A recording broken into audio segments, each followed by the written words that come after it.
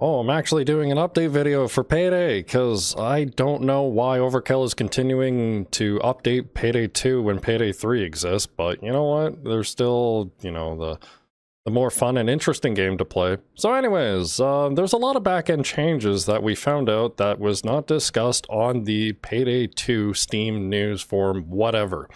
There's some good, some bad, and some that make me really question. So overall, the update, in my opinion, is about 50-50, but there's a lot of things that are undocumented, which kind of pisses me off, and I hope they stop doing undocumented changes, but it's up to us to find out and figure what's going on.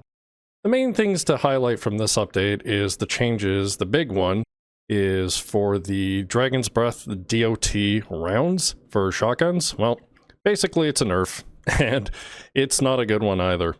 The way I see it is the fact that you can't infinitely stun enemies anymore. You can reapply the Dragon's Breath rounds again, just to continue that damage, and that's still functional, but you can't infinitely stun an enemy.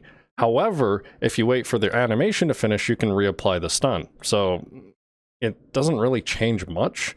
So Dragon's Breath Grim shotguns are still very powerful. You just spray enemies and away you go.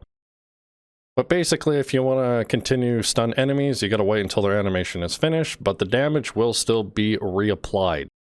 The other big issue with this change is now the burning effect from the fire will not proc overkill. So this means overkill ace builds are screwed over again. And again and again and again. So maybe that's just a bug that overkill needs to fix, but Jesus. If you haven't jumped off the shotgun train by now, what are you doing? So now we're basically on the midst of Tombstone is better than Dragon's Breath rounds. Finally. Anyways, other changes. The one that was actually posted was lobby filters are finally fixed. Thank God. You don't have to restart your game ever since the stupid Epic Games crossover crap. Okay, you know what? We're gonna go test the filters. They said they fixed the filters. Let's see if they fix the filters. If I go loud, click one loud. Now, if I come back to this, did they fix it? Wow. Wow. Other undocumented changes that we found, there's probably more, so I can't go over everything because I don't have access to the game files or I feel like digging into them. Flashbangs appear to be 3 seconds flat. The enemy flashbang, so you have 3 seconds to shoot them on the ground, so you can actually get up, make a coffee, come back, and have enough time to shoot it, which is kind of stupid. Slowest flashbang, and those things are apparently nerfed, which is silly. Myself and other users are reporting that Shock and Awe aced for knocking down shields seems to be more inconsistent or harder. Some of the times it took me 9 shots or 11 shots with a full Berserker setup with, one of my builds such as an armor battle rifle setup with Berserker. So that's, I don't know what's going on there. Another weird change, I don't know if this is me or if this is something to do with the mods, whatever, but it seems like dominating cops is a little bit harder. Almost like Pokemon, you gotta drop their HP lower to have a better chance. So if you're relying on jokers, again, I don't think it's like a huge change because, if you have a buzzer, you can just stun them and keep trying. Or if you just got some decent damage weapons, again, you shoot them a couple times, you're good to go. So I don't think it's a big change, but it's definitely a change where it's slightly harder, but I won't make a big deal out of the grand scheme of things. It seems like tasers have their range kind of nerfed, apparently. I didn't really test this out because I didn't even get tased when I was playing the other day, so their range is reduced from 15 to 10 meters. Apparently they want to make DSOD easier, whatever. Another thing too, after, me playing this game for 3+ years, dozers now flinch their heads when they're shot at. It kind of looks pretty janky, but I don't know what the reason for this. Maybe they just wanted to bring back animations that I've been told from many years ago when they were released. Or maybe they're just trying to make it harder to do reoccurring hits on the head because it shakes quite a bit. But I don't know. Doesn't really change much. I don't know what the purpose of that is. Now, for the biggest undocumented change, which pisses me off. Well, I don't think it's a good change. Maybe that's the polite way to put it. Molotovs. Molotovs now do a 10 damage explosion. Now, what does that mean? Think about it this way. The bottle breaks, the glass shards explode, no different than a grenade or something. Those glass fragments from the bottle now apply 10 damage upon impact. So not just the 20 damage reoccurring from the Molotov flames on the ground or side of the wall, ceiling, wherever you frickin' throw it. The Molotovs now do a 10 damage explosion.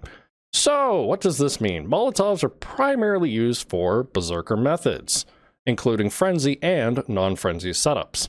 For anybody that uses Frenzy, well, you're screwed, because that Frenzy damage reduction now applies to that bottle explosion, going from, you guessed it, 10 damage to 9 if you're using Basic, and of course more with Frenzy Aced. So for non-Frenzy users that just use standard Anarchist, or, standard Berserker Anarchist builds, that kind of thing, it doesn't change a thing. As a matter of fact, it's faster and it's easier, which is stupid. So that 10 damage makes it even quicker to get your proper Berserker full value, above 80% or whatever, to get your damage breakpoints. As for Frenzy users, it screws up everything. And this doesn't just apply to Anarchists. This also applies to Crook or any, ICTV armor setup that you want to do with a Frenzy Molotov, that kind of thing. So Frenzy users are really, really screwed up. And screwed over. It's just, I don't know what they were thinking with this. This is a horrible change in my opinion, because now we have a lot of misinformation after how many years of Molotovs and zerking.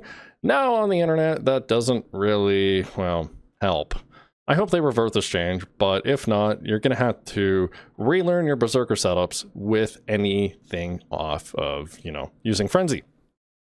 And another thing too is that the Molotovs now act as a fuse.